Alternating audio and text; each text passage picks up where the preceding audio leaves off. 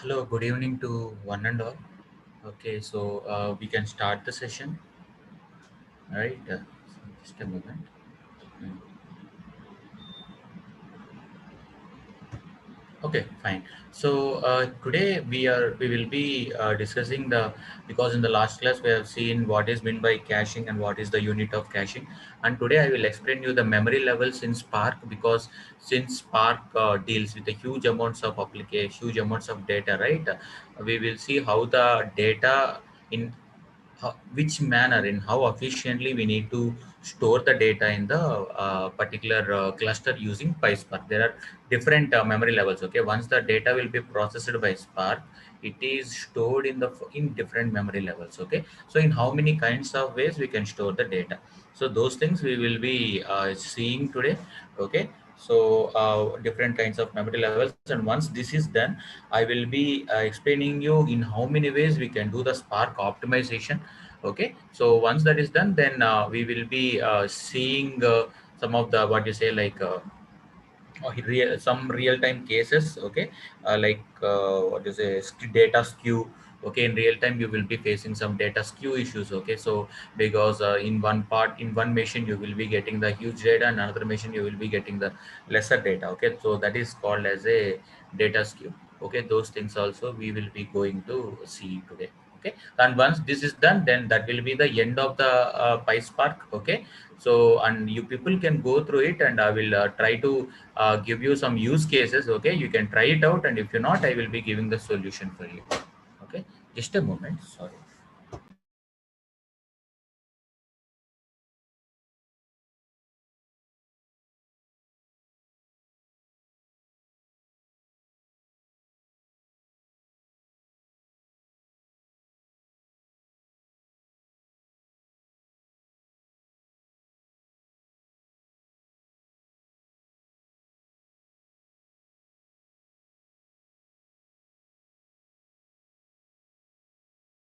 Okay, so those are all the things we are going to see, and I will be submitting a sample PySpark job today. Okay, and if you people are okay, I will be giving a glimpse of how Hive looks like. Okay, so that also plays a very important role in your big data analysis or research. Okay, so that also plays. You need to know the understanding on Hive. Okay, so that also, if possible, if the time is there, I can able to see it. Okay, from tomorrow onwards, we are going to see the cloud concepts. Okay, what are all the cloud concepts and all we will be going to see tomorrow. Okay, so that was the agenda today. Okay, so we will be first seeing, okay, what are all the what is the memory levels and all those concepts. Okay, so I already told you. So what will happen means once the data is getting processed, okay, so why we are going for Spark means only because of memory level. In memory computations, the processing will happen in memory. At the same time, we can store the some part of the data in our memory using some operations, and that operations need to be called from our end, that is called as caching. Okay, so through caching or persist we will be able to keep the data in our RAM. Okay, so I guess everyone is good with the previous classes, right? Or anyone is having queries, can you please let me know so that I can able to start this, because that's because those are all interrelated to these concepts. So I hope that is clear. Okay, any other queries, right? Please bring me back. Okay, so that is good. So the thing is like first thing we will be going with the memory level. So normally, what will happen means once your data gets stored, you can keep the data in the what do you say, the random access memory, which is called as cache memory. And once the data is kept in the cache, right, you can use the data and you can able to process the further data. So that what will happen, as I told in the previous class, the engine will not go to the what do you say, disk. Okay, every time it won't go to the disk, it will take the data from the cache and it will start processing the data. That is called as, okay, caching. Okay, by default RDD is cached in executor memory, that also I told you. But there are other options. What else we can do is that we there that because we have some other levels, we have some other memory levels. Okay, so if you use that if you use that levels, right, your caching will be very efficient. Okay, so but only memory only, and some other memory and disk serialization, there are some memory levels which will give you very good optimization, and those are all the memory levels you will be using in the okay, your real-time projects. Okay, you can use that in order to store it in an efficient manner. Okay, so and what is this particular storage levels? You can see these are all the different storage levels: disk only, to a memory and disk serialization, memory only, and memory only serialization. Okay, so and half heap, this and all won't be okay, like uh, we won't use that off underscore heap memory storage level. Okay, but we will be using only the top, whatever I have told you, right? We will be using only those memory levels. Okay, so now if you want to see, there are after storage level, you can see some true, false, false, one. Okay, so what is that? Okay, what is that? I will just show you a particular hands-on. Okay, so that, just a moment. Okay, so here, just a moment. Okay, okay. So here what I did, I have taken the data from the storage, okay, and I have created an RDD. Okay, so once I have created an RDD, what I am doing, I am going to store that RDD. Okay, I'm going to store that RDD in this memory level. Okay, just give, okay, what we can call memory and disk. Okay, just give memory and disk. Okay, so those are all the things you can able to give it. Just give memory and disk underscore. Okay, so now just give this storage level and just give on enter. So first. Uh, Comment this. Okay, so I am taking from, these are all the libraries we are going to import. So we are creating a data RDD, and from the data RDD we are going to collect the elements. Okay, so just give enter. Okay, so you can see your particular okay, RDD is getting processed. Just a moment, it is attaching to the cluster. Okay, it will take some time, and after getting the RDD gets created, we will store it in the particular mentioned storage level. Okay, so now we have got the, just we have got the RDD. Just a moment. So our RDD is created. Okay, now I am going to save it in a, now I am going to store my entire RDD in this storage level, memory and disk. I will explain you what is meant by memory and disk and memory, all those levels I will be explaining you. Okay, so that will be very useful if you want to do your analysis in the, or research or anything in Spark, right? That will plays the major role, because processing the data is okay, but after processing the data, okay, storing the data also will be very useful in order to make efficiently make use of your cluster memory. Okay, so now what I did, I have, this is my data RDD, which will keep the data in the memory of the nodes of the cluster. So we are going to store the data in memory and disk. Now see how the output looks like. Okay, I have saved the data, and see in which storage level my RDD got stored. Just give this command. Okay, you can see here storage level true, and first, what is meant by the first field means, first field represents use disk. If you are using disk for storing your data, then this will be true. And second one is using memory. Okay, since we are using memory and disk, first two will be, first is will be disk, and second will be memory, and third will be use of heap. I will tell you what is meant by half heap. Okay, then last one will be deserialized. We are not deserializing the data, so this will be false, this will be false. And what is this one? So this one is nothing but our RDD is having one partition replication. Okay, only one replication will be there for our partition, so that is called as one. Okay, so now see here, just keep two, just keep two. Okay, just keep two. So what will happen here? Same thing. We are storing the data in memory and disk, but here you can see there are two replications. So whatever the partitions of data your RDD is storing, that will have one more replication in any other data nodes. Okay, so the partition will have another replication. Clear? Everyone understood, right? How the storage, and I will explain you the each and every storage level. Okay, so that you will get a clear understanding of this. So this is how you can able to store your RDDs in different storage levels. Okay, clear? Okay, yeah. Okay, so sir, this is nothing but we have different kinds of memory levels. So what we did, we have created our particular RDD, and after creating the particular RDD, if you give data.cache, it defaultly it will go to memory only. Okay, defaultly it will go to memory only. But if you give persist, in persist, we are having different storage levels. Okay, what is the storage levels? Per memory and disk, all the storage levels which we discussed. But when you try to execute this command, what will happen? The data which you got created is stored in this particular storage level, memory and disk. Okay, so and if you try to give this command, we can able to get this particular storage level. In which storage level we have did it? We have stored our RDD in memory and disk with replication factor 2. Means my particular RDD will have two replications. That's it. The place where suppose my particular RDD having two partitions. Okay, so for every partition again one more copy will be there in the another data node. That's how we need to maintain the replication. So we need to give, so we are choosing them. Okay, like while storing the data, we are choosing, I want only one replication, I want only two replication for partitions. Okay, yeah. Clear, sir? I hope that is clear. Yeah. Any doubts, sir? Okay. So this is how what you say, like yeah, about true. That's what. So first field is nothing but use memory, sir. So these four will have different fields. Okay, so first true represents that it's like use disk. So use disk means we are using the disk. That's why, okay, the storage level is a class, and this class is having four parameters. Okay, what are all those five parameters? What are all those? First parameter, you use memory, use disk. Second parameter will be use memory. Third parameter will be use of heap.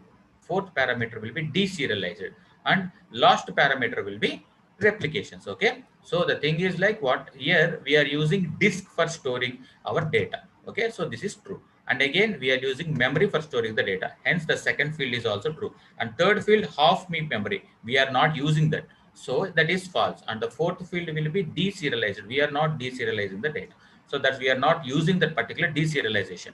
Okay, so that's why this is also false. Okay, so that's why it will represent this is a nothing but a class of storage level. We have different parameters, and what are all the parameters which we are using for this storage level, this will give you out.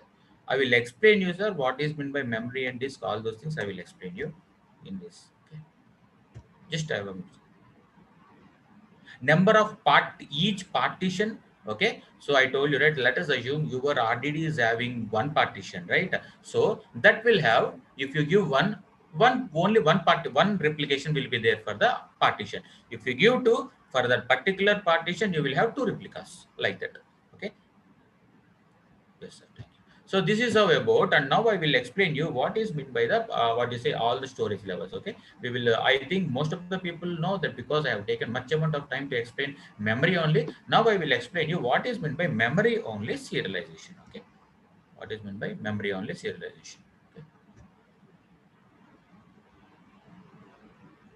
Yes, sir. I've used memory and true. That's why I got two places. Suppose if I use only memory, I will get only one true and the rest will be false. If you see here, memory only. Okay. In the memory only, first thing is nothing but if you use disk, this will be true. Since we are not using disk, this will be false. And second parameter, if you use memory, this will be true. So since we are using only memory, this is true. And third thing, off heap. We are not using off heap. Fourth parameter, if the data is getting deserialized, no, we are not deserializing. So this is also false. Okay, sir. So these are all the representations. If you take a memory only serialization, okay, so you can see second parameter is only true and we are serializing the data. So that's why rest of the things are false. Okay. If you take here memory and disk, first will be true, second will be true. So those are all the things we are going to take care. Okay. Yeah. Okay, sir. So these are all the memory levels. Okay. Now we will see what is meant by memory only serialization. Okay. What is meant by memory only serialization? Okay.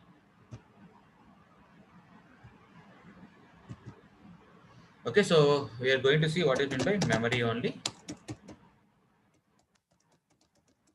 serialization. Okay. So these are all the important memory levels for efficiently storing your data. Okay. Let us see. We have an RDD. Okay. We have an RDD. Okay. And we have an RDD and the size of the RDD is somewhere around 1 GB. Okay. Now we have something called five partitions in this RDD. Okay. We have five partitions. Okay. this RDD has been partitioned into five. Okay, five partitions. Okay, and each partition, okay, each partition is having 1 million objects or 1 million records. Okay, 1 million objects. Okay, 1 million objects, 1 million records, in the sense we can consider it as, or 1 million objects. Okay, so this is each partition will have. So we have five partitions. So how many records we will be having? 5 million objects. Okay, so let us take an RDD, and this RDD is having five partitions, and each partition is having 1 million objects. So since we have five partitions, how many objects are there? 5 million objects. Okay, so if we cache the RDD, okay,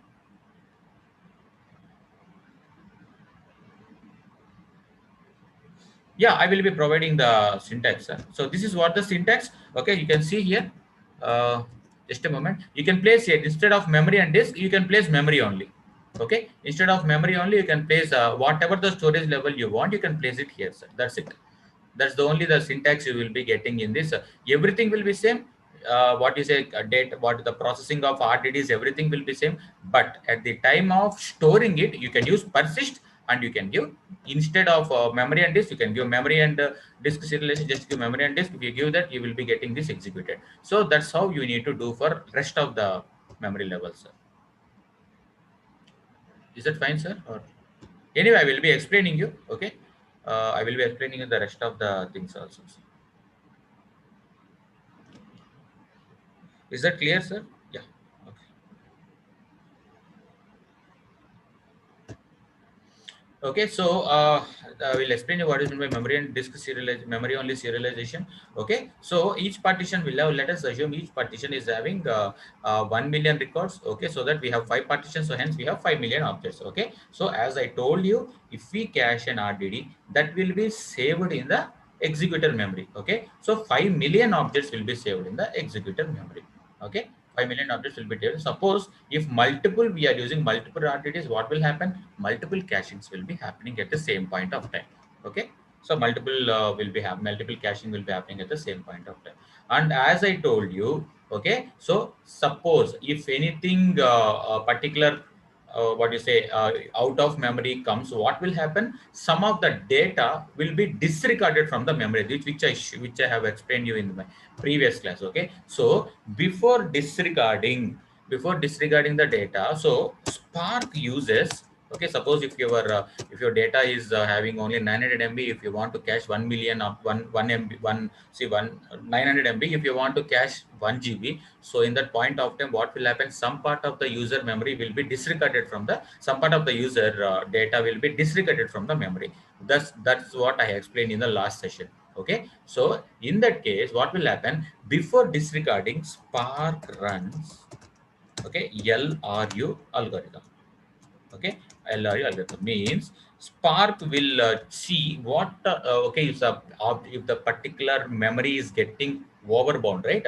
So in that place, what Spark engine will do, it will go to the RAM and it will see what are all the RDDs which we have cached, and they will take that particular RDDs which are not being used for some point of time. Suppose you have cached a particular RDD and you have not used that RDD for some point of time. So what it will do? It will take that RDD and it will keep out of the memory. Okay, it will take the particular RDD from the cache. Okay, so those kind of things Spark will be doing. Okay, since we have n number of RDDs which is cached in your particular memory, right? So this LR algorithm, it will check what are all the RDDs that are not participating in the multiple times actions. Okay, those kind of RDDs, it will keep out. Okay, so the thing is, at the time of removing those objects, right? So the thing is, if you are saving it in memory only, okay, all those things, the data will be getting splitted in different places. Okay, so different okay, it will be placing in different places in the RDTs. Okay, in the particular data nodes. Okay, so why you are going for memory only serialization means, if you use memory only serialization, data is stored as a single array object. Okay, means whole partition of 1 million objects will be stored as one single array object. Okay, so whole partition, this 1 million objects will be stored as a single array object. Okay, I think most of the people might have known what is meant by an array. Okay, so you will be, what will be happening, the Spark, once it uses memory only serialization, it will store each partition data into single array objects. So we have 5 partitions, so how many objects you will be getting? Okay, 5 single array objects you will be getting. Okay, since we have 5 partitions, hence 5 array objects are stored in the memory. This is called as serialization. Okay, this is called as serialization.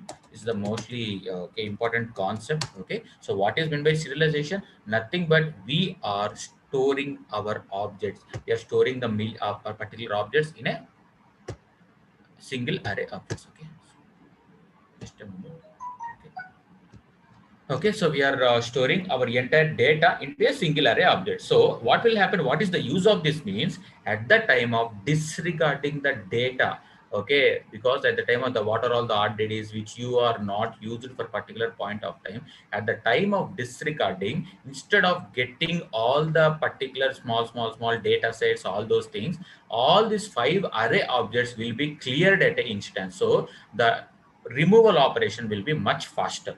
Okay, so it will efficiently increases your performance. So that is the reason we need to go for serialization, memory only serialization. Nothing but once you have an RDD, what will happen? That RDD, it will be saved in the memory of the nodes of the cluster. Okay, but if you use memory, if you use memory only serialization, entire partition data will get saved in a single array object. So why it is used? At the time of removing the data from the RAM, all the single array objects will be removed at the instance. So what will happen?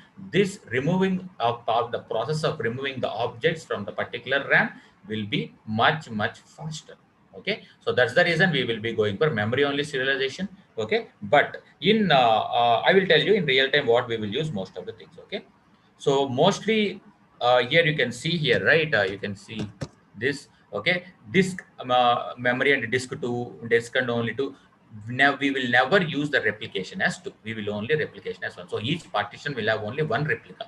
Okay, we will only use five because it will occupy most of the amount of memory in the RAM. So that's the reason we won't use underscore two. Means we won't use two replications. We will use only one replication. Okay. So I guess everyone understood what is meant by memory only serialization. Okay, so nothing but we are saving the entire data in the form of simply single array object. So at the time of removing, that is very easy. Clear, everyone? Or any doubts? Please let me know. Okay, so I hope that is clear since there is no doubts. Okay, so this is the memory only serialization, okay, which we are doing. Okay, and there are different kinds of serializations which is available in Spark. I will tell you at the time of Spark optimization techniques. Okay, so clear, sir, everyone? I hope that is clear, right? I think. Okay, so we will go for next thing is memory and disks. Memory and disk. Okay.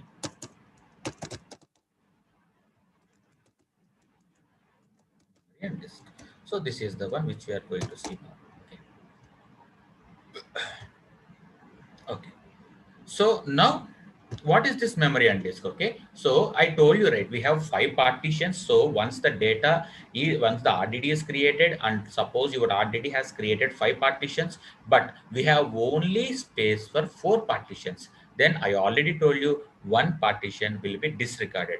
In that case, what we will use memory and disk, so that what will happen, one partition which is disregarded will be saved to the disk. Okay, and the rest will be cached in the memory. Okay, so what I told you again I will repeat it. Let us assume you have 5 partitions. Okay, you have 5 partitions. That 5 partitions, okay, you have 4 partitions cached and one partition is disregarded, right? So disregarded. Okay, so disregarded from the user memory. In this point of time, what we will be using, you will be using memory and disk. So that what will happen, one partition which is disregarded will be saved to the disk. Okay, so rest will be saved in the caching memory. Okay, so under that, the one which we have missed, right, that will be only the partition which is disregarded, okay, only that particular partition will be read from the disk. Rest of the partitions will be read from the caching memory.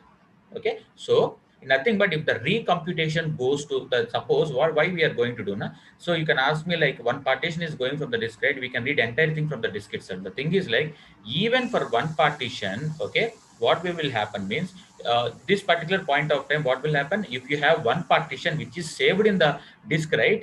So even though we are computing for one partition, it triggers shuffling from its previous parents, means unnecessary data shuffle will happen, okay, which is not good. So we need to avoid the shuffling. So because as we know that shuffling is an expensive operation, right?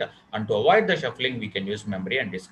Instead of going for multiple shuffling, we can read the data from the disk only for that particular partition. Okay, clear? So this memory level, we won't use it in real time. Okay, now I'm going to tell you the thing which we will do in real time, which is nothing but memory and disk serialization. Memory and disk serialization. Okay.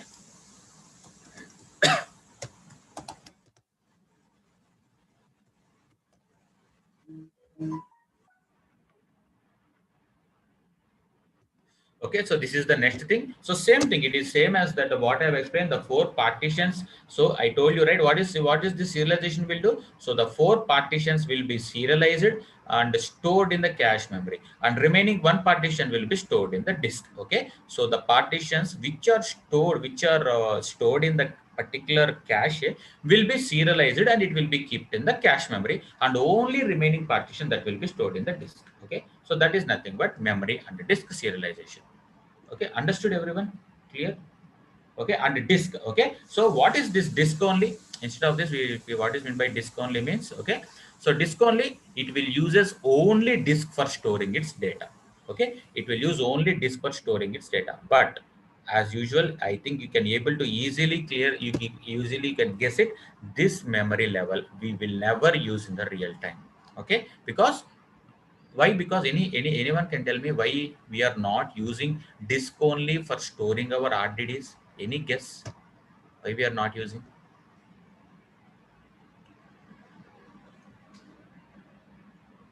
Any idea why we are not using disk only? Okay. Yes, multiple reading of data. Excellent. Okay. So if you use disk only, what will happen? Instead of telling this multiple reading of data, you can tell like multiple input output operations. Okay.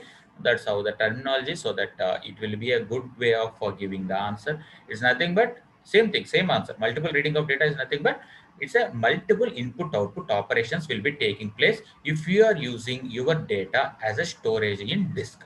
So what will happen? Every time the data will be shuffling from disk and memory. So it is similar to map reduce, which we don't want to do that. Okay, so that's why we will never ever go for disk only. Okay, clear everyone? Understood till this what are all the memory levels we will be using? Okay, so and regarding the what you say like syntaxes and all, right?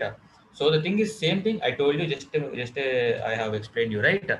Instead of storage level, you can keep whatever storage level you want. Okay, that depends upon your data. Okay, how much data you are able to, okay, using all those things you need to take into the account before doing this. But mostly we will go for memory and disk serialization.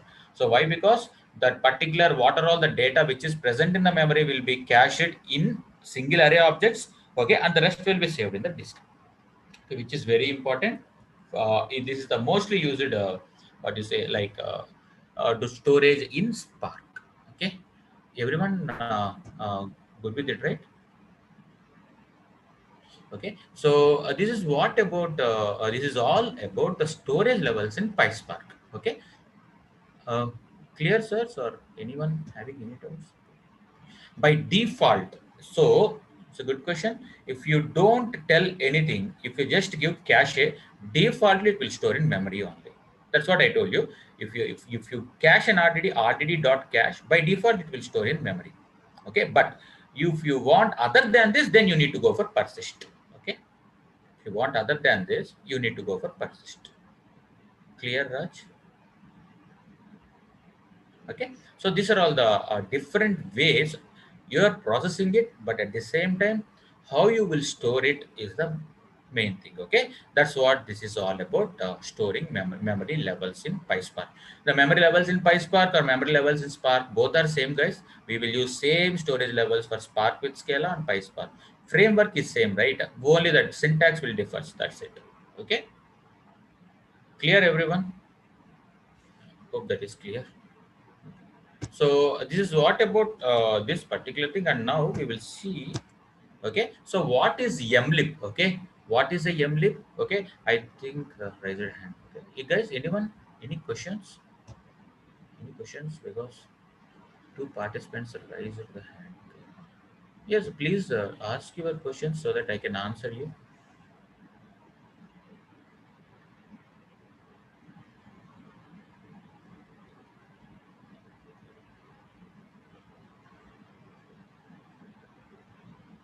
No questions. Okay. Okay. So, and what is mlib? Okay, what is an mlib? So, this is majorly used for mesh. It's a machine learning library which Spark will be provided. Okay. So, these are all the machine learning. This is the machine learning library which is only used for. Okay, once again in memory. Okay. Okay. What is once again in memory means what is that, sir? Means you want me to explain caching? Okay, so that thing, but if you don't give anything, okay, I clearly told you. So once you process the data, okay, then at that in the code itself, you need to mention whether which kind of RDD you need to cache. Okay, so that is, and again, I'm telling caching is not a default process in Spark. It's the developer's responsibility. He need to choose which one we need to give, which one we need to choose for caching. Okay, so if you give rdd.cache, by default it will go to in memory only. Okay, but if you want to use other than memory only, if you want to use other than memory only, like if you want to use memory and disk, if you want to use memory and disk serialization, then you need to give rdd.persist.storage level. You need to mention this particular thing. Okay, you need to mention this syntax. That's it. Clear, everyone? Clear, sir? I hope that is it clear, or you want me to elaborate it?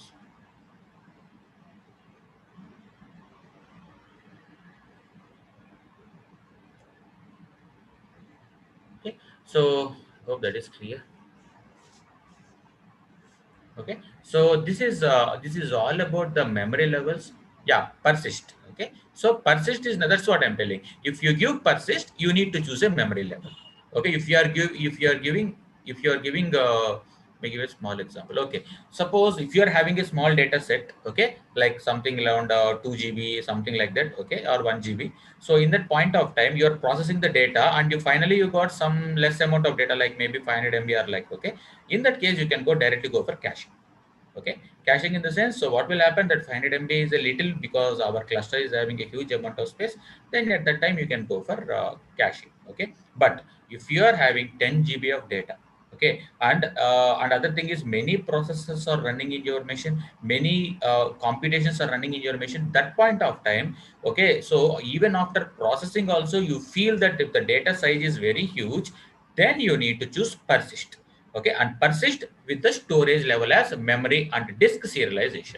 Okay, that's what we will do in the real time. Okay, memory and disk serialization. Okay, if you give as suppose RDD, suppose let us say RDD is having 10 5 6 GB of data, processed RDD. So in that case, RDD dot persist and Pyspark dot storage level, you need to give the particular memory and disk serialization. So what will happen, the data will be what you say, like serialized to the single array object, and it will be stored in the caching. So what will happen once the process is done, everything, okay,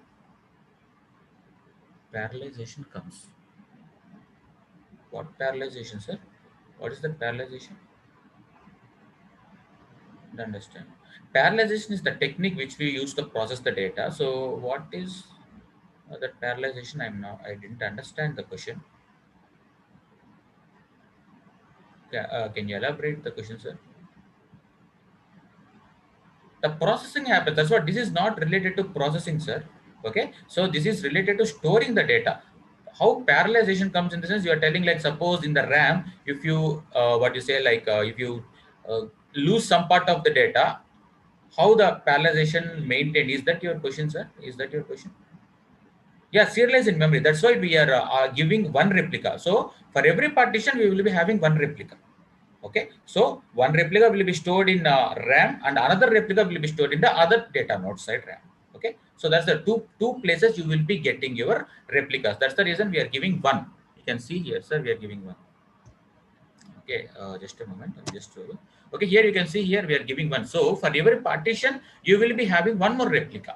Okay, so in case one partition data is missed, we will get the another partition data. Even though if you are serializing the data, that particular serialized data will be replicated in other data nodes. So if that is missed, we will get the replication from this particular place that will be saved in the different places, maybe in one data nodes or another data nodes, but you will be having a replica so that in order to maintain the continuity of data and availability of data. So that's how the parallelization comes into picture if you use serialize in memory. Clear, sir? Understood?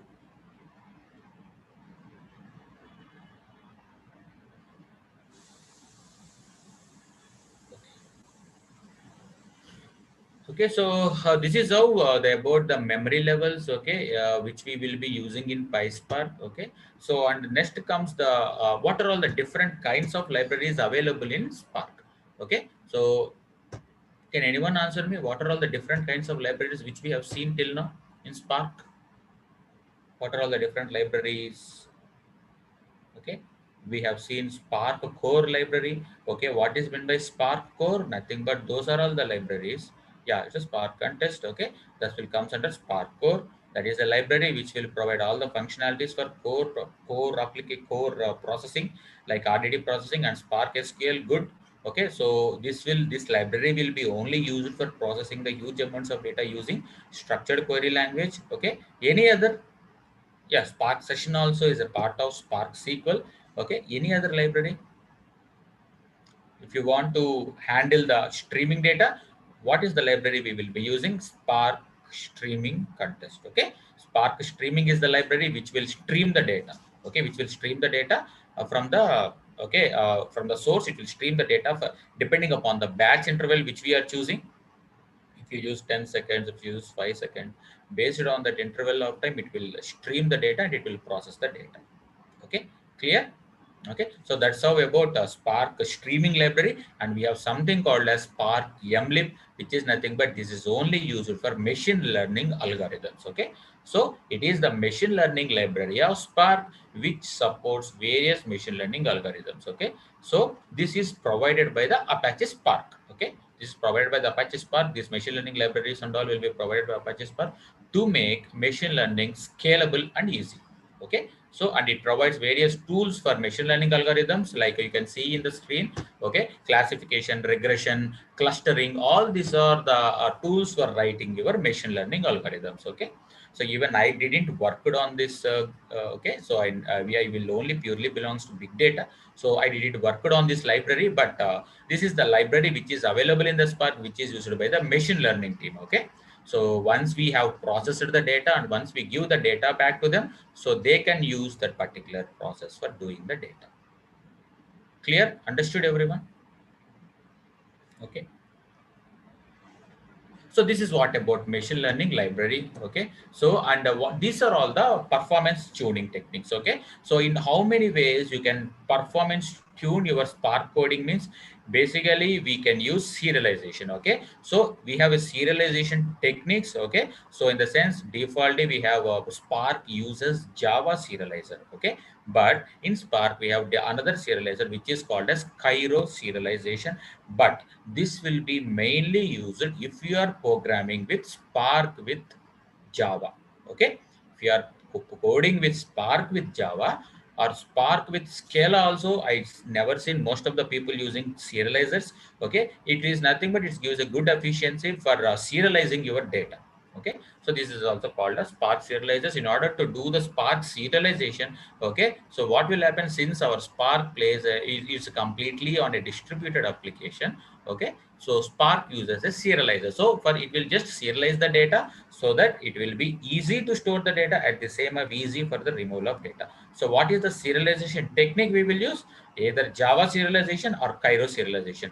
Default Spark will use Cairo serialization, sorry, Java serialization. But if you want to change it to Cairo serialization, the last method is the one which you need to use it. Okay, clear everyone? So this is the first technique. Okay, but this is a default technique which Spark uses. Okay, another one is nothing but the API selection. Okay, so which kind of suppose if you have a file, okay, then they won't be asking you, they will be telling like, see, I want the output from this particular file. Okay, it's yours. Okay, you need to go for data frame, or you need to go for data set. Okay, so suppose if you are giving a 10 15 GB of data set, what is the API you will be using for processing the data? Any guess? Which API we will be using? You will be using RDD, or you will be using data frame, or you will be using data set. Which one you will be choosing while doing the research of the particular analysis? Yes, okay, data frame. Data frame is the best used API, so that what will happen, whatever the data, okay, which you are having, it is easily converted into a tabular format. Once the data is available in the tabular format, immediately you can start processing your data. Okay, clear everyone? Understood? Okay, so this is what about this is exactly in what way you are doing your Spark processing plays the major role. If you are very good with RDDs, you can do with RDDs, but at the same time, if you are very good with SQL, go for SQL, so that your optimization techniques will be very good. And why we are going for Spark SQL? Any other answer why we are going for Spark SQL? I told you, right? One is it's easily to convert it to table, and you can perform your Spark queries, high, I mean, SQL SQL queries on top of it. What is the other reason for that? Yes. What is the other reason for that? Okay, let's go. Okay, other than that, I told you, right? One optimizer will be there. One optimizer will be there in default with Spark SQL. Exactly, it's a catalyst optimizer. Okay, so catalyst optimizer, default optimizer in the Spark SQL. So what it will do? It will defaultly optimizes your query or your code. Understood with the clear everyone? Okay, clear, right? Okay, so this is how, and other thing is nothing but okay, one more thing, advanced variables. So I told you we have discussed about accumulators and broadcasting. So why we are going for accumulators and broadcasting instead of going for map and reduce by, guys? I told you, right, some 2 days back. What is the reason for going for broadcasting and accumulator? Even you can do the accumulation using map and reduce by key, but why we are going for accumulators? Exactly, excellent, it's a no shuffling. Okay, we don't have a shuffling, and we will be getting a good efficiency. Okay, and whatever you want to calculate, whatever you want to aggregate, you will be doing that by using a variable, and that variable you can place it in the cache, and you can, that entire cluster can be made use of the particular variable. So that is called as accumulator, and that is called as broadcast variable. You can see here broadcast join, I told you, right? Suppose if you have two tables, huge tables, okay, so one is 10 GB, another one is 2 GB, okay, or 1 GB. So if you are joining that, then you can go for broadcast join. Okay, so the thing is, small table will be, small data set will be broadcasted, and the joining condition, suppose in df1 and df2 there will be some joining condition, right? That joining condition will be sent to each and every executor. Okay, so means your join operation happens without shuffling. Okay, so your efficiency will be increased. So that is the main use of using variables in Spark performance tuning. You can use accumulators and you can use broadcasting. Okay, understood? Clear, right? This is why we are going for variables and thing. So everything is completely depend on how you are avoiding shuffling in your program. Okay, so again we will go to the next slide.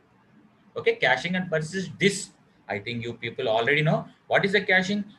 Keeping the data in RAM. Okay, that is called caching, so that every time the data won't go to the disk and persist. Okay, so if your data is very high, then you can go for persist. So what will happen, instead of maintaining the entire data in the memory, you can maintain some part of the data in disks also. Okay, so that the load on the memory of the particular cluster will be reduced. Okay, that is also an example of cache and persist. Clear everyone? Understood what is the Spark performance? Okay, and by keys. Okay, what is by key operation, guys? What is by key? Okay, nothing but I told you again many times, I told you, okay, we must not use group by key, In our PySpark programming or Spark with Scala programming, okay, we need to use only reduce by key. So I have explained you clearly why we need to use reduce by key. Only because reduce by key will do the aggregation on the same RDDs. So once the aggregation is done, that will be moved, the shuffling will happen. Here also shuffling will happen, but shuffling happens very less number of times if you take group by key, because group by will cause several unnecessary shufflings. Okay, so in your query, okay, you need to reduce by key. So guys, I will give you some example, like just I remember, because when I am supporting a client which is in US, okay, so they are having a 100 GB 110 GB of file.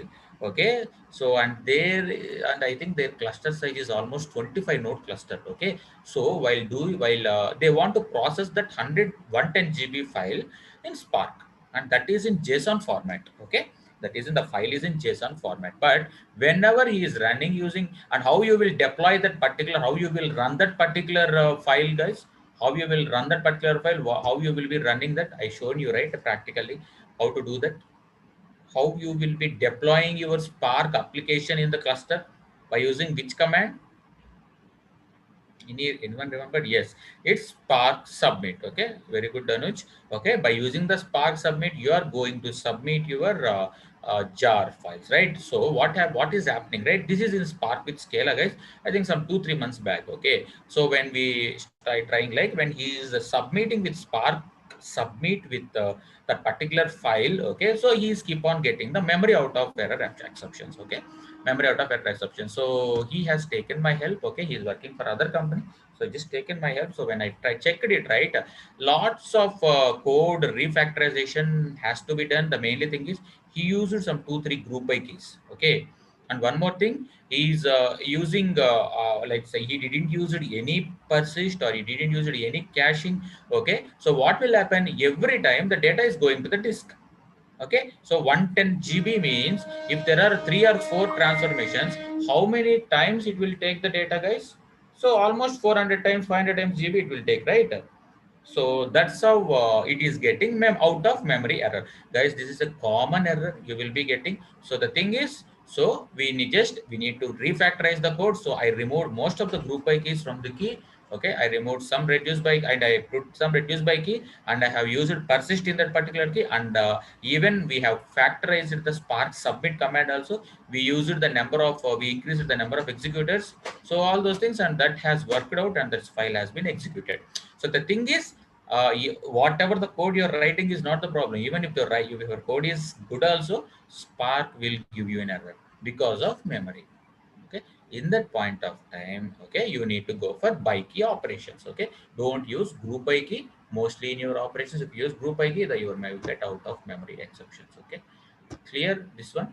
Everyone understood, right? Okay, so this is also one of the optimization technique. Okay, and file format selections, guys, this is very important. Okay, this is very important. Thank you, sir. Thank you. So this is very important. So file format, I told you, right? See, every file format is having its own importance. Okay, is having its own importance. So and most of the file formats, output file formats, will be in Parquet file. Okay, most of the output you will place it only Parquet files. Why? Faster retrieval of data. Okay, you will get a very faster retrieval of data. You will go for Parquet file with snappy code compression. Okay, this is the question which you will get mostly in interviews. Okay, even if you are going for research or something, whatever the data you are processing, keep your data in Parquet file format. That's it. Okay, keep your data in Parquet file format, so that what will happen, your data will be saved as Parquet file format, and you can easily download the data, and you can able to see the data. Even a 7 GB file will be compressed to 500 MB or even 200 MB also. That can be done.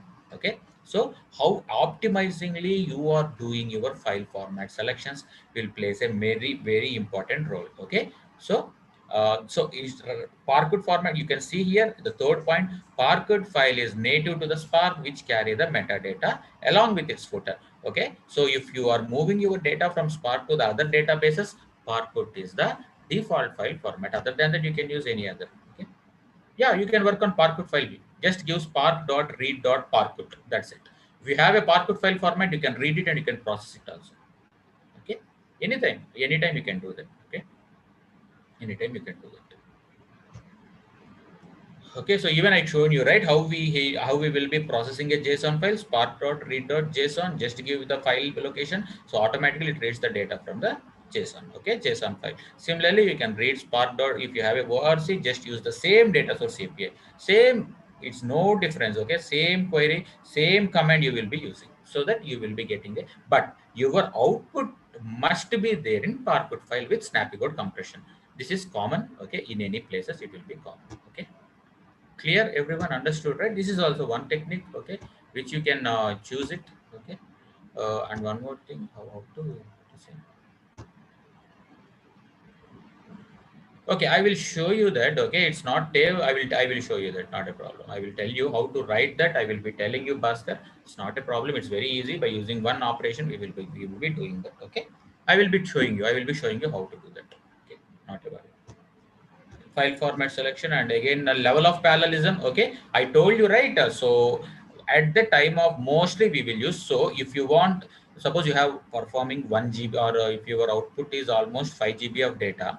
Okay, so if you want to write it, so you have performed everything in Spark and you want to show the output to the client, you want to download that, so what you will be doing, so you will be placing your file in the HDFS, or output file in the HDFS, or you will be placing the output, or to say like output file in the Azure Data Lake, anything. So at the time of placing, right, if you place like this, as it is the output, so what will happen? It will get divided into partitions. Suppose if you have 7 GB file, it may divide it into 5 or 6 partitions. Okay, but that will be because client won't be having that much of your clients won't be having that much of patience to read all the 7 files. So what you need to do, you need to club all the 7 partitions to a single file. In that situation, you need to go for repartition. Okay, either you need to go for repartition or coalesce. So that what will happen, entire data will be clubbed into 7 partition files, will be clubbed into a one partition, and then one partition you can give it to the client. That's it. Okay, so level of parallelism, you need your code, you need to maintain repartitions, coalesce, all those things. Okay, anyway, I will be showing you that. Not worry about it, I will be showing you how to do that. Okay, so these are all the level of parallelism techniques, okay, which we will use it in the Spark. Okay, clear, everyone? Understood? Or any doubts still here? Let me know. Okay, we have seen about the, what do you say, this, what are all the levels in Spark memory levels we have shown, and we have seen what are all the Spark optimization techniques we have seen. Okay, so this almost we have seen all the important topics in Spark, PySpark, all those things I have covered most of the topics. Okay, so if you want to, okay, in the sense like if you want to see, even I've shown you how to deploy a Spark cluster. Okay, how to deploy a Spark submit using the okay, if you have a jar file, how you will deploy it, you can, I have shown you. Okay, just is it fine, everyone? Understood, clear till this? Or any doubts, everyone? Anyone is having doubts, please let me know.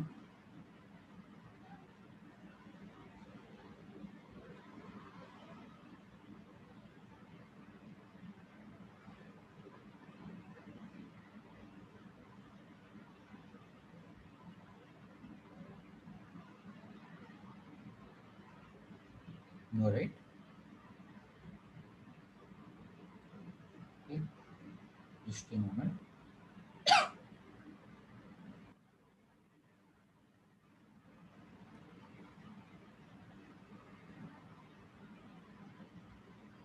Just a moment. Yeah.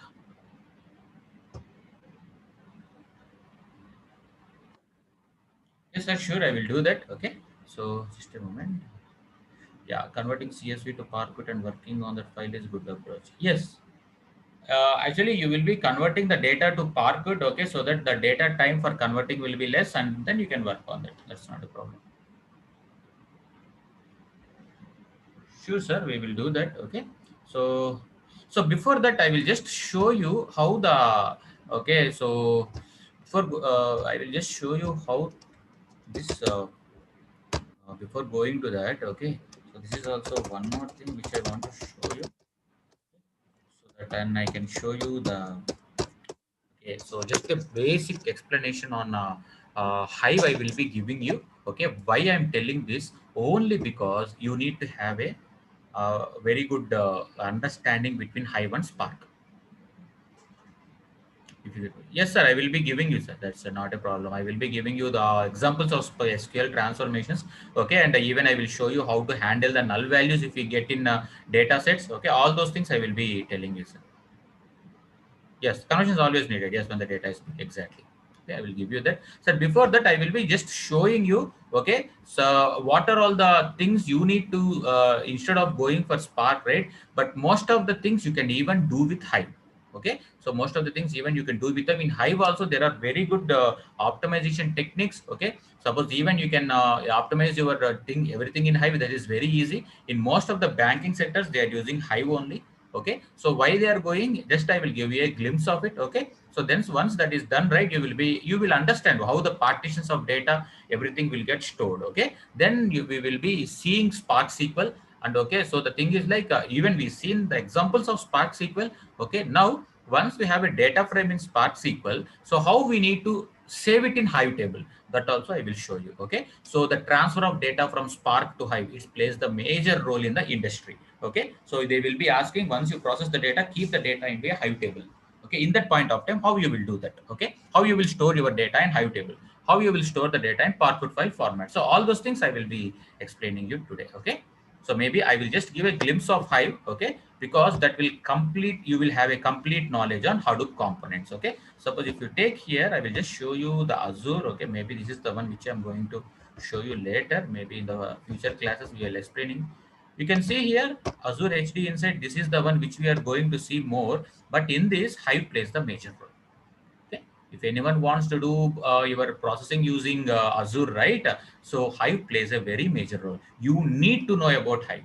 Okay. Without knowing about Hive, it's somewhat difficult. Okay. So that's the reason I will give some part of the time I will explain Hive. Okay. Then we will see other rest of the concepts in Spark. Okay. Hope right everyone is clear, right? Hope the agenda is clear to everyone. Okay, so the thing is now, guys, actually, you know why Spark came into the picture? You know why Spark came into the picture? Spark is nothing but replacement to Hive. Okay, Spark is nothing but replacement to Hive. But in almost 80% of the banking domains are using only Hive. You know, 80% of banking domains are using Hive. I worked for Bank of England, they use Hive. Okay, and I have a friends in Standard Chartered SCB, they use Hive. Okay, and Westpac, a friend who is in Westpac account, they use Hive. Okay, they are not using Spark, guys, they're using only Hive. Commonwealth Bank, which is in the Australia, that is also using Hive. Okay, so you see, and Bank of America, okay, Bank of America, BOA, that also uses Hive, only Hive.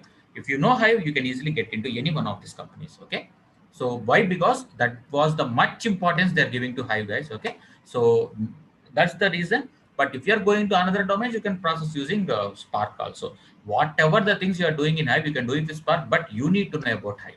Okay, then only you can able to get a good understanding why Spark came into the picture. Okay, understood? Clear, everyone? Okay, that's the reason I am just taking at least one half an hour or 45 minutes on Hive. Okay, it is very easy, but it will be helpful to you if you're doing analysis, right? If you are failing to do the analysis in Spark, you can do it in Hive itself. You can easily get your output. Okay, clear, understood, everyone? Even if you have 10 millions, 10 GB of data, you can process the data very fast in Hive. Even in Hive also, you can do that. Okay, so I will explain you how to do that, but just the basics I will telling you. Okay, so is it okay, right? Can I continue? Or, uh, or anyone having any queries? Okay. No, machine learning you cannot apply in Hive. Okay. Data processing. Even Spark also you cannot apply in Hive. Spark machine learning library you need to take help of Hive. This is only for data processing. That's what I'm telling. Don't club data processing with data. What you say, future forecasting. Machine learning is only used for forecasting the data. What this will do, it will be used for processing the data. Okay. So this is how you will be using. Okay. So just I will show you now what is a Hive. Okay. Why we are going for Hive means, okay, the Hive is nothing but it's a particular SQL framework which runs on top of HDFS. Okay, so it's a interface. Okay, which runs on top of HDFS. So what is this interface? What it will do? So whatever you do in Hive, you will see the reflections in HDFS. Okay, again I'm repeating you. Okay, whatever you do in Hive, you will see the reflections in HDFS. Whatever you do in Hive, you will see the reflections. Okay, you will see the reflections in HDFS. Okay, so whatever you're doing here, you will see reflection in HDFS. So why I'm telling the Hive, only because you will be used to the HDFS. Okay, so once used to the HDFS, you can, this is same as Azure Data Lake, this is same as DBFS. Okay, so this is how you need to use the HDFS. So I told you again, whatever you do in Hive, you will see the reflection in HDFS. How to go to Hive terminal? Just give Hive. That's it. Sorry, just give Hive. Okay. Okay, so what I told you right now, just create a database here. Okay, how to create database? Create database, database name. Just give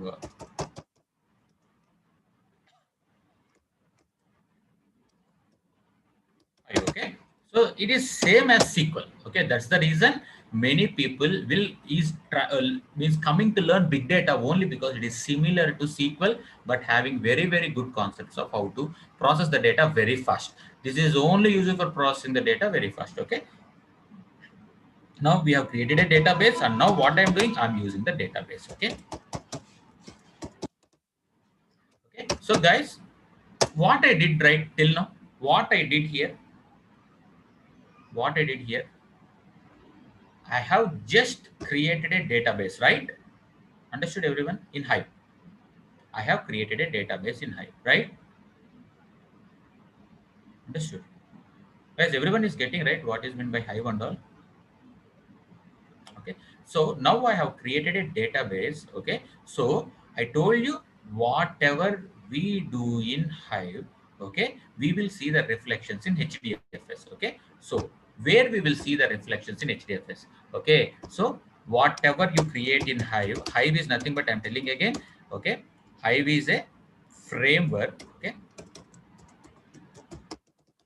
which runs on top of HDFS, and computing engine on computing engine will be MapReduce. It can be MapReduce, or it can be Tez, or it can be Spark. Any engine you can use for processing the data for Hive. Okay. Now I told you again, here I have created a database in Hive. Okay. So what I told you, whatever you create in Hive, you will see the reflection in HDFS. So where you will see the reflection in HDFS, the data will get stored in default warehouse, apps, Hive warehouse. Okay. So whatever you do in Hive, you will see the reflection in this path. Okay. Just to see what I did now, I have created a JNTU underscore Hive. This is a database. Now go to here. Okay. Just go to one more cluster and see whether the reflection has done in the HDFS or not. I will show you why I'm telling this. Just go to how to go to the particular Hadoop path. Hadoop DFS hyphen ls. Okay. Apps Hive. Okay. Warehouse. Okay, this is the default one. Whatever you do here, you will be getting it. Just give it. You can see lots of databases has been created by many people. Okay, just go to, just see here, just go here.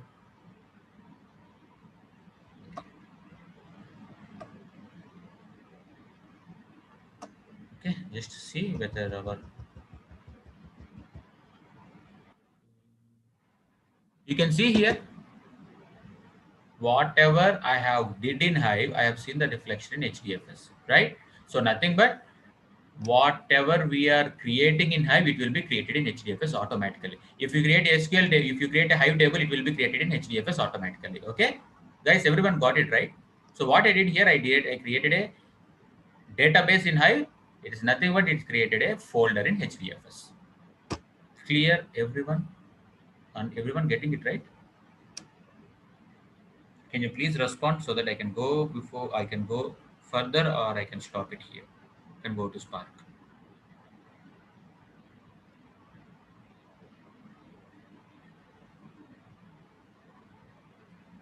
Okay. So this is how about okay. So why I'm telling this now? You can place a file in the HDFS and you can process this, you can process that using Hive. That's it. Okay. You can place a file in the HDFS and you can process using Hive. So this is very simple. Okay, now I created a database and I created a table. Now what I am doing, I am going to create a table. Just say create table, table name. Okay, just create three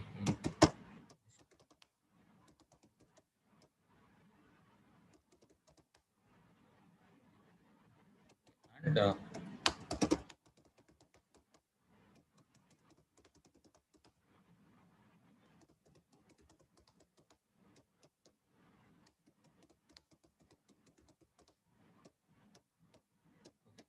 so now see. Okay,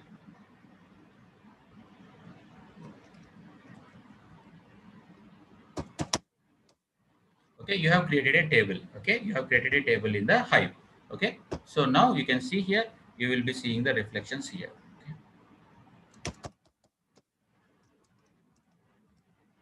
what is the database we are seeing? Data underscore Hive.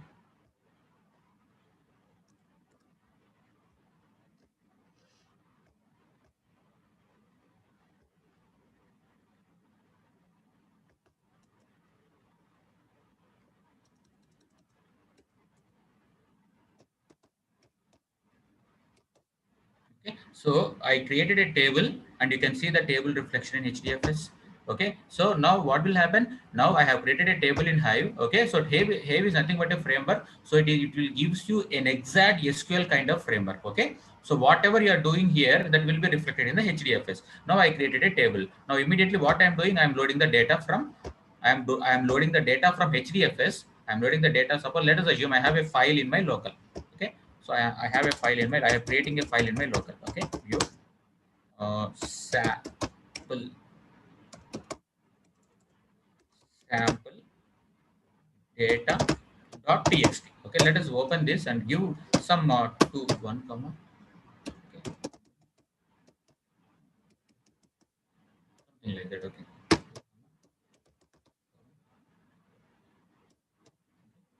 so okay, so now I am saving it. Okay, now I have a file in my, now I have a file.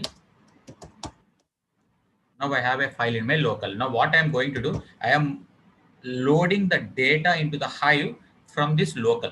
So how to do that? Just using a command called load data local in path. Just to give that particular path. Okay, to the path.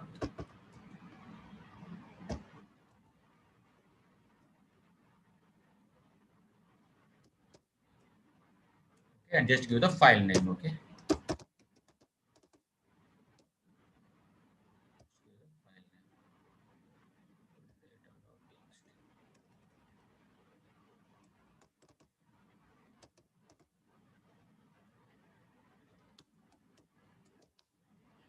table.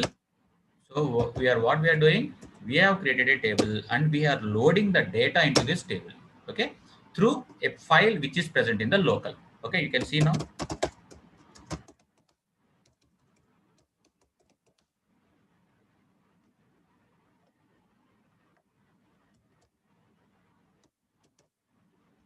You can see here data. Okay, what I did, I created a table and I placed the file in my local. Okay, yeah, can we can read all types of files in Hive. You can read, if you have an XML file, you can create a table. If you have a JSON file, you can create a table. If you have a Parquet file, you can create a table. If you have an Avro file also, you can create a table. Anything you can do using Hive. Okay, that's the reason all the banking sectors are using Hive. Okay, the thing is, what we did, we have created a table, and after creating the table, we have loaded the data into this table. Okay, and we have read the data. That's it, we have got the data into the table. Suppose you have you have a file of 100 columns. Okay, 100 rows and 100 columns, maybe 100 columns will be there, and you have something called as 10 GB. So what you need to do, but if you want to upload all the data into the SQL table, it will take hours and hours of time, right? If you have 10 GB of data. But if that is very easy in Hive, what you can do, you can just create a table and place that file in the local path and just give this command, load data local in path. That's it. The data will be completely loaded into the table in a minutes of seconds. Okay, understood now why we are going for Hive? It's very simple to load the data into your table and you can start analyzing the data. Okay, Understood everyone? So this is the first type of loading the data into the table. And second type, which I'm going to tell, is the mostly used real-time process. Okay. So let's see, I have a file, right? Sample data.txt. Now see, I am moving this file to HDFS. Just I will create a file in HDFS. Okay. I will create a directory. Okay. dir. Okay.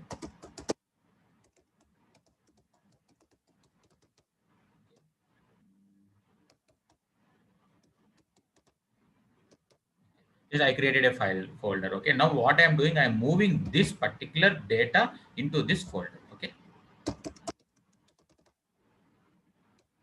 The command most people know, sample data.txt. Okay, and just give this. Okay, now move the data into the HDFS. Okay, yes, exactly. Okay, so this is now I moved the data into my HDFS path. Now see, I am creating one table, and this table, the table which I created, right? This table is called internal table. Okay, this table is now I am going to create two types of tables available in Hive. One is internal table, and now I am going you now I am going you to show the external table. Create external table. Okay, and we will give the table name. Okay, so just give ID, integer, name, string, salary. Okay, integer. Okay, now I will tell you what is this row format, delimited fields, everything I will tell you.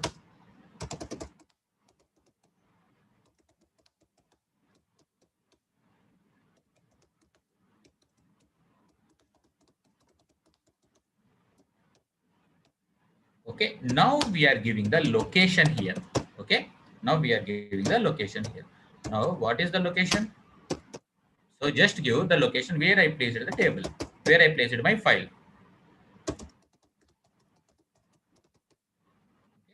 Now where is that? What is that particular location? JNT underscore high. Okay, now see this one very closely. What I did, I am going to create a table on top of a directory which is present in the HDFS. Right? Now see, the table is created. Now, do I need to load the data or not? Do I need to load the data? I need to load the data, right?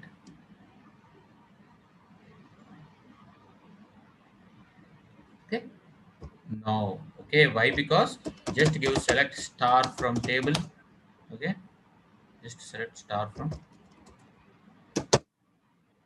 What is this? The data came into your external table. Did I loaded the data? No. What I did, guys, just on top of a directory, I have loaded the data. I have created the table. So what will happen?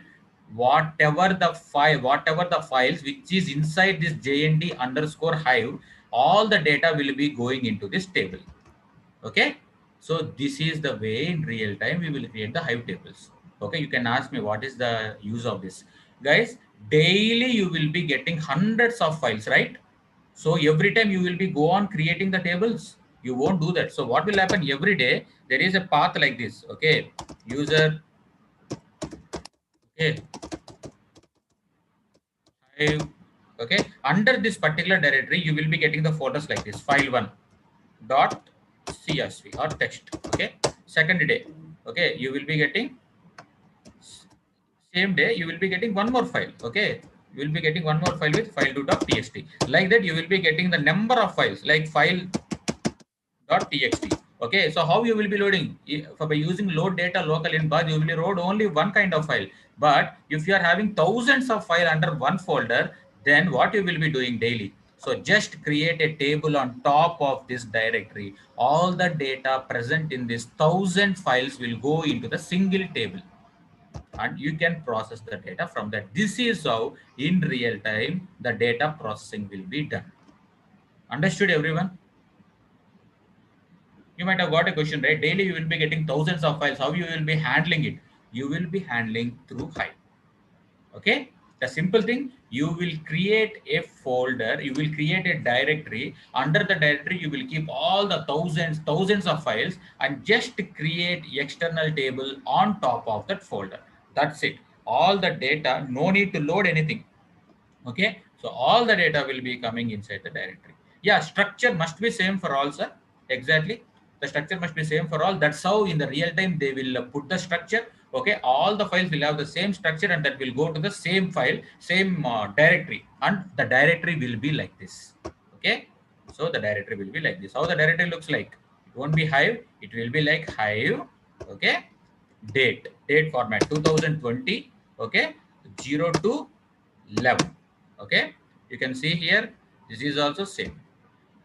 So 2020, 0, 2 and 11. So what are all the data coming on November 2nd? It will have a date format in the end of your directory. So all the data came on today will be loaded into the particular table under a column called date column.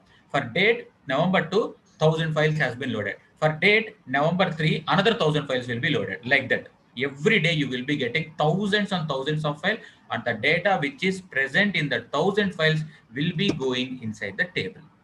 Okay guys, this is how in real time they will be handling thousands and thousands of files. Clear? But you know, right, in banking you will be getting huge data. So how you will handle, how the banks will handle the data? Through RDBMS, it is not at all possible nowadays. Why? Because data is very, very huge. So how you will handle? By Hive. Through Hive, it is possible. Got it, guys? Understood, everyone? Clear? Why I have told you about Hive? Is it clear to everyone? Okay. So this is very important process which we will be doing in the big data analytics. Okay. So big data analytics without Hive, I think it's not good. That's the reason I'm just taking some 40 minutes to explain you the importance of Hive. Okay, so simply nothing but you can able to load the data on any format. Suppose it's a text format, right? You can able to do it on any kind of format. Okay, suppose you see what Hive is good about. Okay, I will just show you one more example. Okay, PFS -ls. Okay, let's see. Do we have any Avro file format? Okay, so what is this Avro? Just a minute. Just a minute.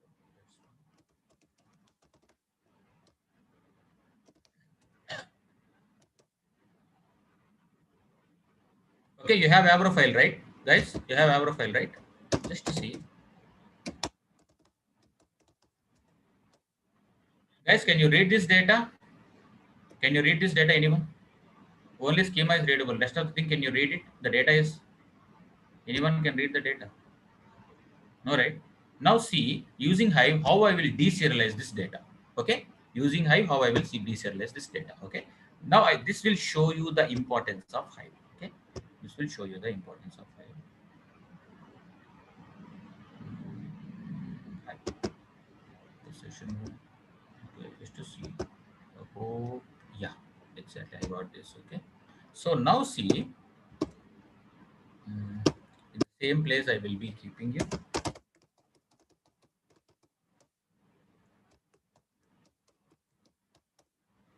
Now just go to the Hive and just go to this. Now I am going to create a this. Once I create it and then I will explain you. Okay.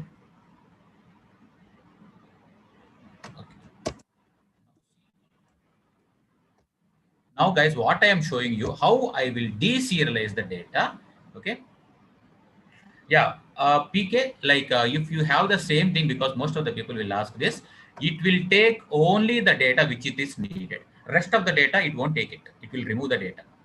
Suppose if you have 10 columns in the file which you have got 11 columns. Okay, so what will happen? That 11th column will be taken out. Clear? Okay, understood? That's how it happens. You just create it. Okay, I shown you, right, how to create it. That's what you have this particular use case in your mind. Try making it as a practice. Okay, just do it and just you learn. You can learn what will happen.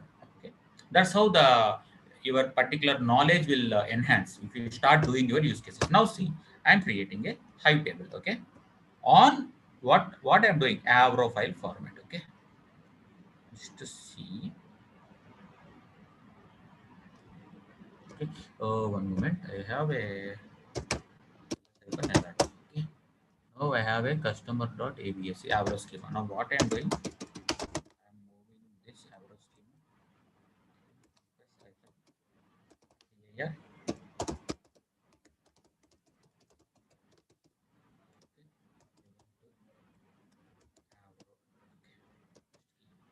I'm creating a folder JNT Avro and I will keep my AVSC file there. Okay. So Hadoop hyphen. Okay, I am going to keep this Avro schema. Guys, this is how the real time works, guys. Okay, so just you can able to get it and you can see what is the beauty of Hive. Okay, why we are going for Hive in a simple sentence. Okay, just keep enter. Okay, so now this has been done. Now I kept the data here. Now what I am doing, I am keeping this Avro JNT. Okay, so this thing copy it. Okay, and keep it in the Avro file location. Okay.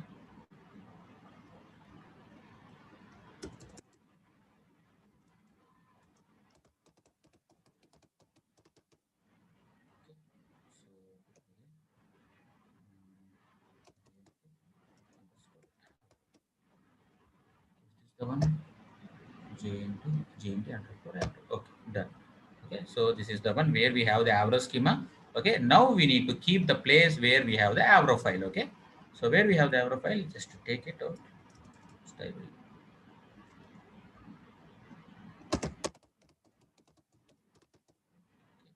so just I will just get it. Okay.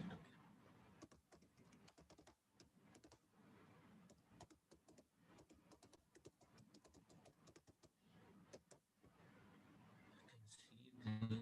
Okay, Avro. This one I will just keep. Yeah.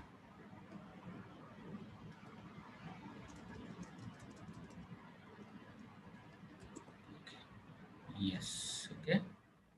So this is the same thing, right?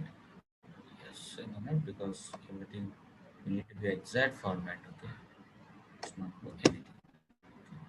So that's it. Now, what is the two locations we need to give? We need to give the location where my Avro file is present, and I need to give the location where my Avro schema is present. Okay. Now, these are all the Avro subdays. Okay. What this subdays will do? It will serialize and deserialize the data. We will have a serialized data, right? That serialized data will be deserialized, and you will be getting the output. These are all the Avro container libraries. Okay. And what is the output format? All those things. Just give enter.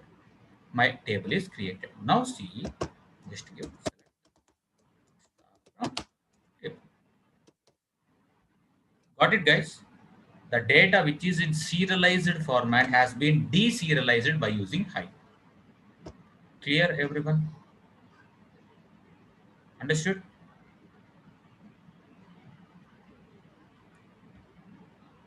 Guys, understood, right? What I did? This is how in real time we will do. Okay. So what I did, the data which is in serialized format, by using Hive, what I did, I have converted that serialized into deserialized format. Okay. So this how, suppose you have what you will be doing. Now I will be telling you the use case. Okay. Suppose you have 10 GB of data in RDBMS. Okay. Now what you need to do, the client requirement is you need to process this data in Hive.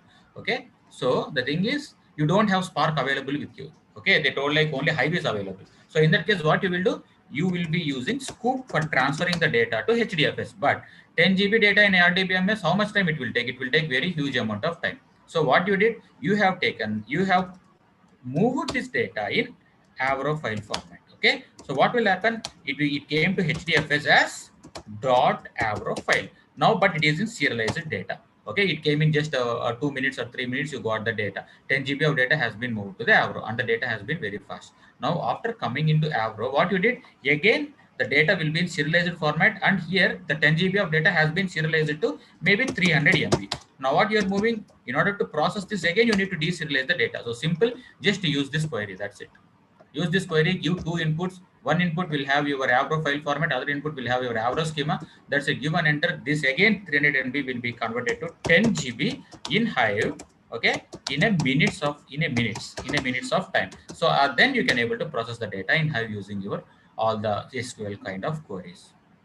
Understood, guys? Why I am telling this Avro? This is used for data transformation. Okay.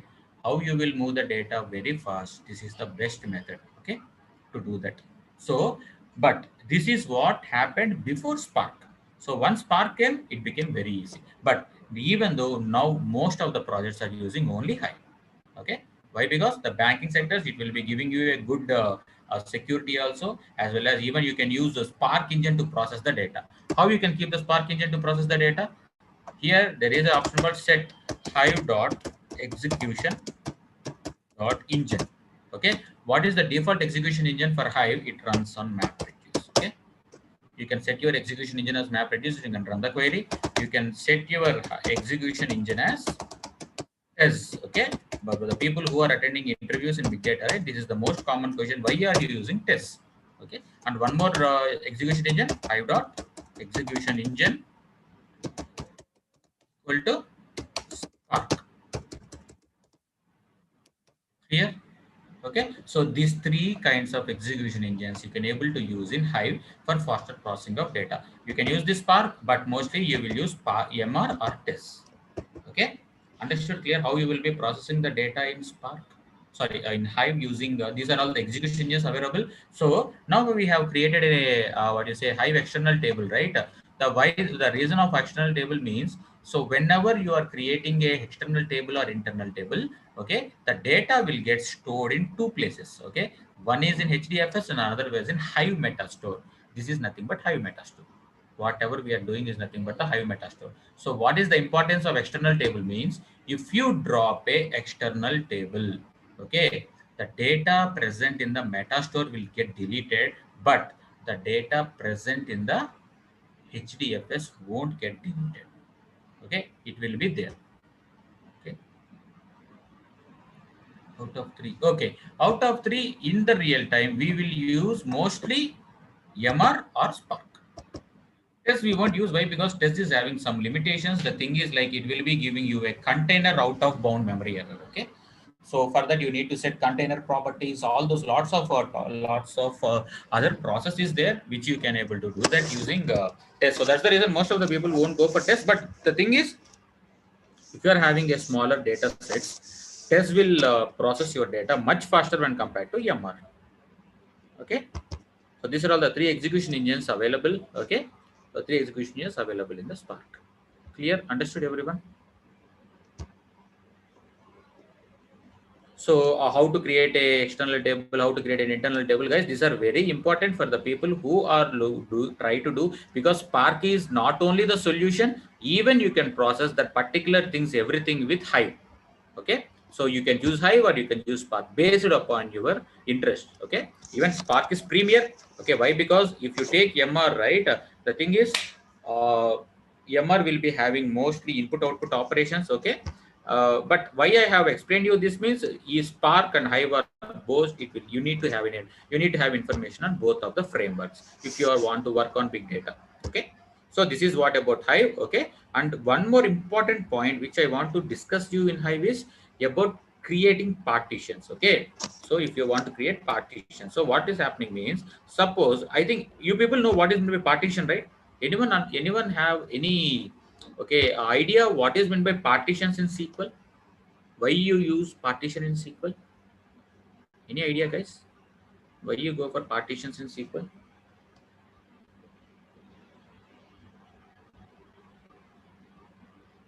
Exactly, when your data is large. So what partitions will do?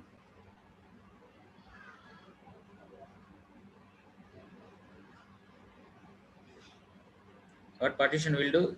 Very simple, right? Nothing but retrieval will be very fast, right? If you have a 1 lakh rows, if you create partitions, then the retrieval of data will be very fast. Suppose you, if you take, there are some 10 rows, okay? So the thing is, like, just I will show you one figure, okay? So that you will understand this, okay?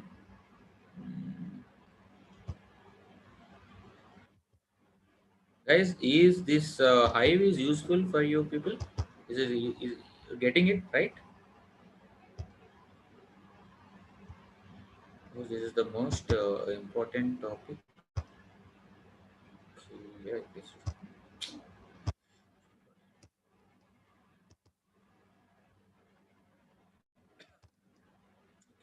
So you can see here partitions. Okay.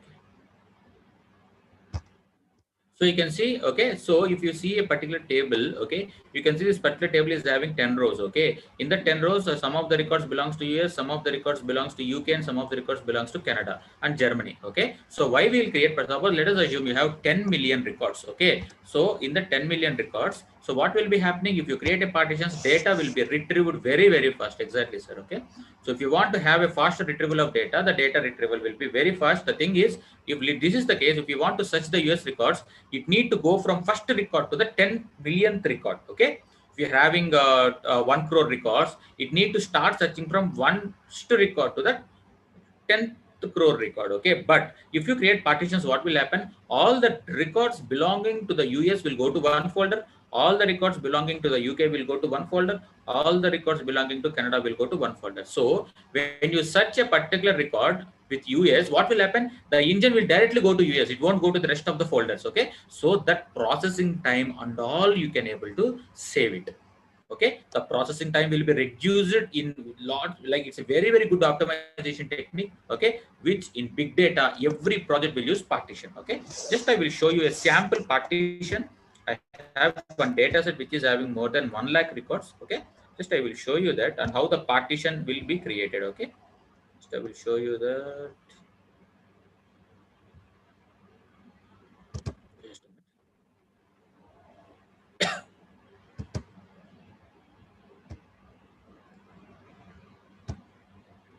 Yes, this one partition workouts. Guys, these documents I have already placed it in the drive. You can get use of it. Okay. So guess what I am doing? I am creating a table. Okay, and the table is nothing but the main table. Okay, which is having millions of records in it. Okay, just take this. Okay, home. Okay, just take this. Suppose if you have 10 million records, how you will process the data fast? Okay, without the use of Spark. Just create this, okay. Now I have created my table. This is the taxation record. So now what I am going to do, I am loading the data from the local to this particular transaction. So what is the command you need to use? Load data locally in path, okay. So this is the way, just to give taxation.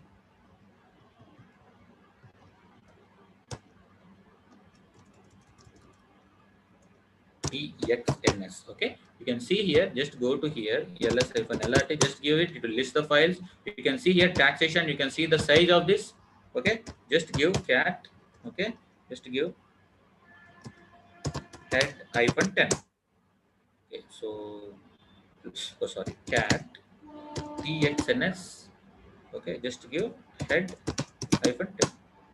You can see here only 10 records I have retrieved, but if it will take huge number of records. We will see, okay, how many records it will get stored. You can see here it starts loading the data. Okay guys, now you see, you can see here data got loaded very quickly in 0.7 seconds. Now just give this one, select a star from table, okay. Now let's see whether the data got loaded into limit. Just give 10. You can see here 10 records. Now see how many records has been, total count of the records in this particular table, okay.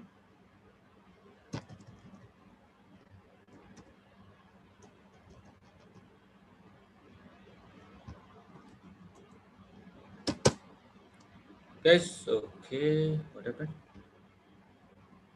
Job reducer, I think memory out of space. Yeah, Spark. Oh, sorry. Okay. Is this correct only? I think it is getting memory out of bound, I guess. Okay. And the size is done. Okay. Yes, it's memory out of bound. Okay, so not a problem. Okay, so we can see almost 90,000 records will be there here. Okay, maybe I may remove some of the data from this storage, and I will start doing that. Okay, now what I will be doing is like, okay, I created the data. Okay, lots of data will be there. So here now what I'm going to do, I am going to create a partition table. Okay, now first step is we have a main table. From the main table we need to create the partition table. So how to create the partition table, I will just show you. Okay, and how to, okay, in what way you need to do the partition. Okay, This will be very useful for your research if you are working on huge data sets. Okay, sorry, this is not the one, this is the one. Okay, so you can see here, this is the partition. There are two types of partitions. One is dynamic partition, another one is static partition. So right now I am going to do the dynamic partition. Okay, so this is the syntax, and we need to partition based on a column. So I am taking the column as category, and which column you need to choose for doing the partition means which column is repeating, which column is having repetitive values, that column you need to choose as a partition column. Now here I am choosing category as my partition column. Okay, just give enter. So I have my partition table ready. I have my main table, and from the in the main table we have 1 lakh records, and now I am creating a partition table, and into this partition label I am inserting the records. Okay, so and if you just insert the data. Okay, but okay, this won't work. Why? Because in order to do the dynamic partition you need to set a property called as, this is the property. Okay. Dot mode equal to non-strict. Okay, just create it. So what will happen, just you have created a main table, you have created a partition table. Now you just load the data into the partition table. So just to see guys, I think memory out of error guys. Okay, I think it won't get loaded. Okay, just a moment, I have loaded yesterday to one of my student. Okay, just I will show you, if you do the dynamic partition, how the data looks like. Okay, how the data looks like, I will show you. So just a moment, I'll just show you. Yesterday I have shown you. Okay, just this partitions, I guess. Okay, okay. Use Satish partitions. Yes. Yeah, I have a dynamic partition table. Okay, so just a moment, I will show you how this looks like. Okay, so Hadoop DFS, I have created yesterday only. I have shown this because I think memory is crossed the limit. Okay, that's the reason I'm unable to show you warehouse. But once you did the dynamic partition, what will happen, I will just show you. Okay, so this is the, okay, just go here. I told you, whatever you do in Hive, you will see the reflection in this particular place. You can see here, this is the dynamic partition which I created. Okay, just so tfs -ls. Okay, just give enter. You can see here guys, what the dynamic partition has taken. It went to the category and it taken each and every category, and the data which is present in that particular category will be going to a particular folder. You can see here, just go here, just to take this dancing. Okay, just take this dancing, Hadoop dfs -cat, oh, sorry, ls. Okay, you can see there is a part file. Okay, 000 part file. Okay, just read that part file. Okay, just read that part file. You can see all the data which is related to the dancing will go into this particular folder. Okay, all the data which is related to the dancing will go into this particular folder. So that's how the particular you can see here, all the data which is related to the dancing has gone to this particular folder, and all the data which is related to the what you say games. Okay, you can see here games, all the data which is related to the games will go to this folder. Okay, just give here games. Okay. Just check whether the data are related to these games or not. Okay.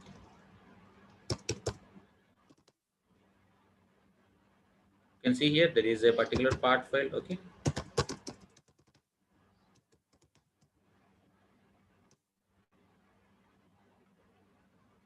clear everyone, all the data related to the games has gone to this particular folder. Suppose if you are searching like select start from the table where category equal to games, immediately it will go to the games folder and it will start checking the records. Instead of checking the 1 lakh records, it will just check only the record which is present in the game. So your data retrieval will be very fast.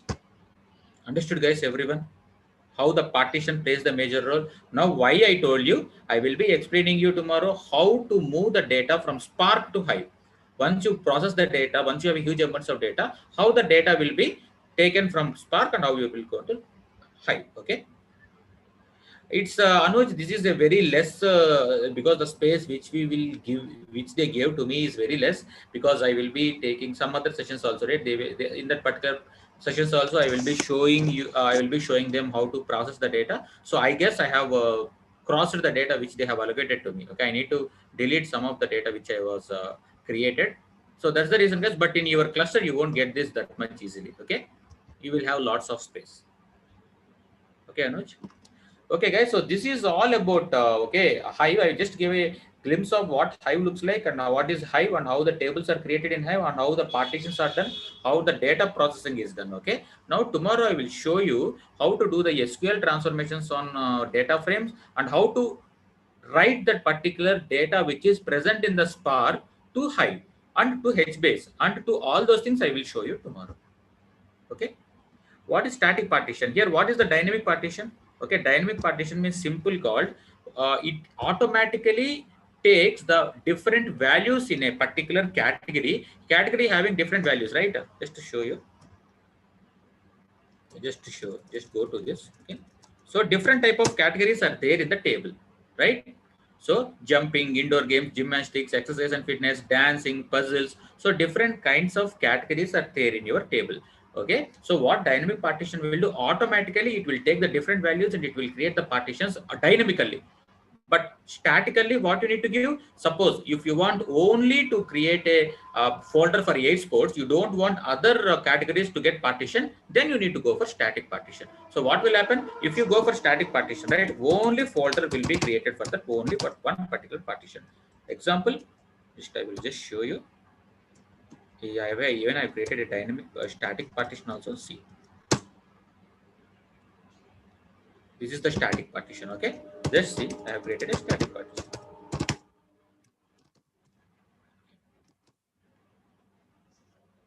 You can see here, for games only I have created the partition. Rest of this is dynamic partition, means dynamically it will take the different values and it will create the partitions, so that whatever value you search with the particular category, it will be very fast. But here in static partition, only the data with the games only will be retrieved very fast, and the rest of the data will be slow. That is called static partition. That's the reason in real time only you will be using dynamic partition. Never ever you will use static partition. Mostly you won't use static partition. Understood, Bhaskar? Clear? What is meant by static and dynamic? I have that. I have placed this in particular folder also. You can just go through that. Okay, so I hope this is about all about Hive. So tomorrow I will be showing you the transformations and all. Okay, so that you will be getting a good explanation on how the particular transformations from Hive to one will be handled. Okay, yeah, surely show one example on handling. Tomorrow I will be showing you, Raj. Okay, so I will show you all the things, how to handle null values.